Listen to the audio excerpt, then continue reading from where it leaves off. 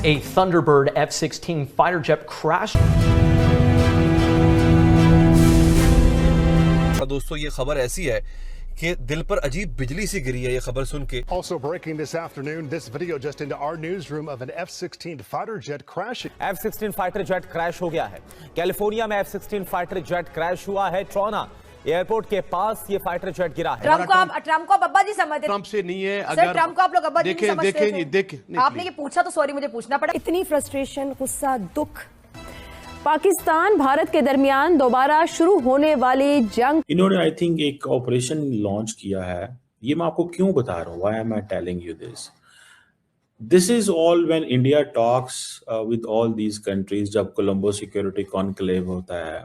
मगर ये एक सिग्नल भी होता है कि इस वक्त हिंदुस्तान को जिसने कि कहा था, ऑफिशियल उनकी पॉलिसी ये थी कि हमने ऑपरेशन सिंदूर को पॉज कर दिया, यानी कि खत्म नहीं किया, उसको दोबारा कभी भी स्टार्ट कर सकते हैं। नवाज शरीफ की एस्टेब्लिशमेंट को ब्लैक मेलिंग करने की कोशिश से ताकतवर हलकों के तर्जुमान का सबर जवाब दे गया है। ये जो है ये बहुत बड़ा मामला यहां तक पहुंचा है अब कि कहा यह जा रहा है कि आज 5 बजे की 5 PM टुडे की डेडलाइन दे दी गई है कि इस वक्त तक आज 5 बजे तक नोटिफिकेशन आ जाना चाहिए, नहीं तो फिर आप देख लीजिएगा। जब फोर्सेस इतनी बड़ी तादाद में सामने आएंगी, खासतौर पर जमीनी अफवाज, तो फिर उनको कंट्रोल करना, रोकना मुश्किल। जय हिंद दोस्तों। अमेरिका का F-16 फाइटर जेट क्रैश होकर विस्फोट से आग का गोला बनकर फट गया। इसी पर पाक मीडिया का मातम मनाना और वीडियो के अंत में रिएक्शन। अगर आपको सही लगे तो लाइक और सब्सक्राइब करके कमेंट करिए। जय हिंद। इंडिया जो है वो that is very much committed कि हमें हर कीमत के ऊपर जो इंडियन ओशन रीजन जो है उस पे एक्शन ले। वहां पे अगर कोई डिजास्टर होता है तो वहां पे एक्शन ले। इंडिया ने जो कोशिश की, या जो अभी ये जो वहां पे फ्लड के जो चैलेंजेस आए, इन्होंने आई थिंक एक ऑपरेशन लॉन्च किया है। ये मैं आपको क्यों बता रहा हूँ, why am I telling you this is all when India talks with all these countries, जब कोलंबो सिक्योरिटी कॉन्क्लेव होता है, जब इंडिया के अंदर डिफरेंट किस्म के इंडिया जो है वो प्लेटफॉर्म्स इंट्रोड्यूस कराता है, जैसे सगार है, ये बहुत सारे और।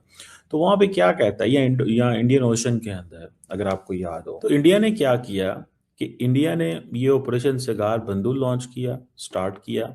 उसके बाद फ्लड्स में और जहाँ पे लैंडस्लाइड आई, और इंडिया ने अपनी नेवल शिप्स, एयरक्राफ्ट, ठीक है जी, और रिलीफ सप्लाईज और rescue teams, so this rescue, evacuation and medical support. तो इस हवाले से उन्होंने अपने इंडियन एयरफोर्स ने C-130 और बड़े जो जहाज़ हैं एयरलिफ्ट करने के लिए रिलीफ मटेरियल वहाँ पे over 70 मेडिकल पर्सन। ये जो है ये बहुत बड़ा मामला यहां तक पहुंचा है अब कि कहा यह जा रहा है कि आज 5 बजे की 5 PM टुडे की डेडलाइन दे दी गई है कि इस वक्त तक आज 5 बजे तक नोटिफिकेशन आ जाना चाहिए, नहीं तो फिर आप देख लीजिएगा कि क्या होगा, वरना आपकी खैर नहीं है। यानी कुछ इस तरह की खबरें चल रही हैं। हम देख रहे थे बहुत सारे, क्योंकि व्लॉग्स चल रहे हैं, बहुत सारे प्रोग्राम्स चल रहे हैं, सोशल मीडिया पे डिबेट्स हो रही हैं, इंटरनेशनल मीडिया में डिबेट्स हो रही हैं। उसमें जो सिद्दीक जान है, उन तक ये खबर जो है वो किसी ने पहुंचाई और उन्होंने सब लोगों तक, यानी अपने व्यूअर्स तक पहुंचाई। तो हम आप तक ये खबर पहुंचा रहे हैं उनके मुताबिक कि आज 5 बजे की डेडलाइन दी गई है और आज 5 बजे कहा गया है कि भाई ये जो है ना, ये नोटिफिकेशन आ जाना चाहिए, वरना बकरे की माँ कब तक खैर मनाएगी। कभी ना कभी तो नहीं, वो तो पता नहीं कितनी ही बार छुरी के नीचे आ चुकी है, लेकिन कहा यह जा रहा है कि इस बार छुरी के नीचे कोई और आ चुका है। देखिए जो अंदर की लड़ाइयां है ना, अंदर की लड़ाइयां वो बहुत इंटेंसिफाई हो चुकी हैं। इसकी वजह ये कि हमने इससे पहले वाले व्लॉग में आपको ये बताया था कि जो अबसार आलम है सीनियर जर्नलिस्ट, उन्होंने, जैसे कि मैंने अभी ये बताया कि सीनियर जर्नलिस्ट जो सिद्दीक जान है, उन्होंने कहा जी 5 बजे की डेडलाइन है। लेकिन इससे पहले अबसार आलम ने ये कहा था कि जो गवर्नमेंट है वो ये चाहती है, यानी हुकूमत की ये ख्वाहिश है कि एक ओहदा ले लें आप, लेकिन जो दूसरा डेजिग्नेशन है यानी नया आर्मी चीफ हमें अपनी मर्जी का लगाने दें। हुआ ये कि इसके ऊपर बड़ी लड़ाइयां हो गई, क्योंकि जब अबसार आलम साहब तो अपना जो व्लॉग है, जो अपना शो है, वो कर के इधर उधर निकल गए पतली गली से, यानी कि वो आराम से सो गए।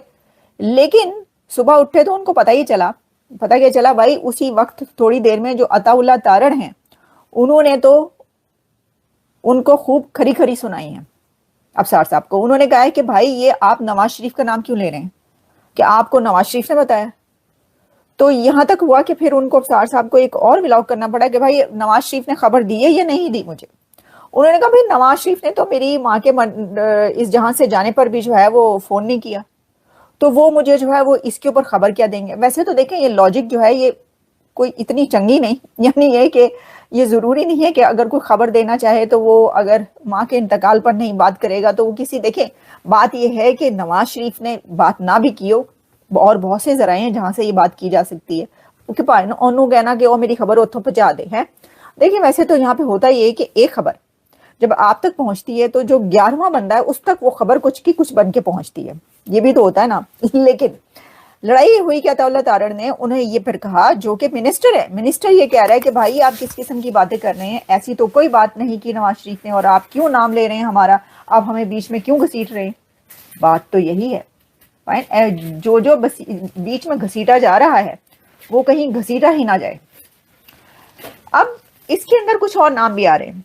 देखिए वो जैसा मैंने कहा जितने में उतनी बातें, अब तो यही चल रहा है ना, कहा यह जा रहा है कि देखिए ये हम जो सब आप तक पहुंचा रहे हैं ये सब रूमर्स हैं, अफवाहें हैं। जैसे कि मैंने भी कहा अफवाहों का तूफान गर्म है, लेकिन इन्हीं अफवाहों के बीच कहीं ना कहीं खबरें भी हैं और खबरों के बीच अफवाहें भी हैं। तो आप जिसको खबर समझना चाहें खबर समझे, जिसको आप अफवाह समझना चाहें उसको अफवाह समझे। हमारा काम है आप तक जो लेटेस्ट इस वक्त चल रहा है वो पहुंचाना, क्योंकि अब हम उन जर्नलिस्टों में से तो है नहीं कि आधे जो हैं वो हो गए उनकी तरफ और आधे जो है वो हो गए इनकी तरफ। मतलब कहने का मतलब ये है कि बीच में कोई भी नहीं है, तो हमने कहा हम ही बीच में खड़े हो जाते हैं, ठीक है। हमें ही फिर बीच में खड़े होना होगा, एक गैर जानिबदार, एक ट्रू जर्नलिस्ट बन के। तो दोस्तों 3 दिसंबर को अमेरिका के वायुसेना का प्रतिष्ठा दिवस का एक प्रदर्शन और अभ्यास चल रहा था कैलिफोर्निया के पास। उस प्रदर्शन दस्ते का नाम था थंडरबर्ड्स। उसमें अमेरिका का फेमस फाइटर जेट F-16 भी हिस्सा ले रहा था। तभी भयंकर हादसा हो गया, जिस हादसे में F-16 का क्रैश हो गया और वो जमीन से टकराकर विस्फोट के साथ फट गया। ये हादसा कैलिफोर्निया के रेगिस्तान में हुआ, इसीलिए किसी जान माल का नुकसान नहीं हुआ और पायलट भी सकुशल इजेक्शन करके विमान के फटने से ऐन पहले पैराशूट के जरिए विमान से बाहर निकलने में सफल हो गया। F-16 दुनिया के एक मशहूर और कामयाब लड़ाकू विमानों में से एक है। अगर ये विमान क्रैश हो जाए तो यह सिर्फ विमान की हानि नहीं होती, बल्कि तकनीक, सुरक्षा व भरोसे की समीक्षा का कारण बन जाता है। ऐसा हादसा खासकर कि प्रदर्शन के दौरान फाइटर जेट्स में आम जनता और अन्य देशों की नजरों में अमेरिका वायु शक्ति व प्रशिक्षण प्रोटोकॉल पर सवाल खड़े कर रहा है। इस प्रकार की घटनाओं से ट्रेनिंग, सेफ्टी, मेंटेनेंस स्टैंडर्ड्स और एयरक्राफ्ट रेडीनेस जैसे अहम विषयों पर चर्चा शुरू हो जाती है, जो सैन्य और सुरक्षा की दृष्टि से जरूरी होते हैं। F-16 को अमेरिका ने 1974 में आसमान में उड़ाया था, लेकिन इसके बाद से इसके क्रैश होने का रेटिंग सबसे ज्यादा है।